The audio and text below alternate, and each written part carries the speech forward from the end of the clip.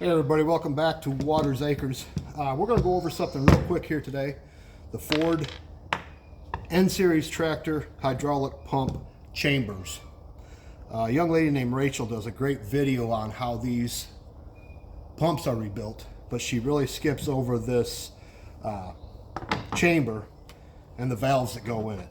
So what I want to do is just take a second and show you the assembly of these valves. Is as follows. You're going to have your pin here. This is going to go on the very bottom.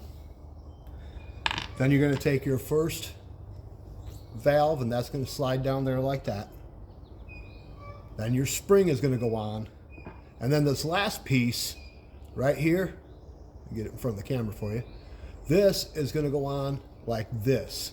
Now in the video that she did, and she does a great job again, but she shows you the wrong way to put that piece in there.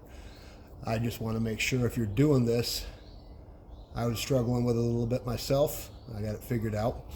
Another thing I want to tell you real quick is this piece right here may be stuck down in the bottom of your chamber.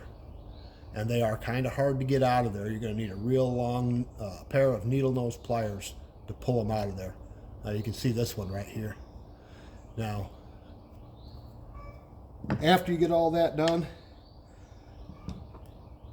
this will slide in straight down into the chamber.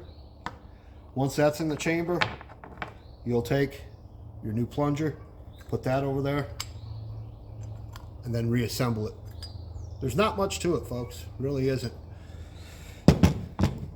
All right, if you like this tutorial, just click like, share if you need to. A little later on this week, we're going to be doing a hydraulic shim on an L2501 Kubota.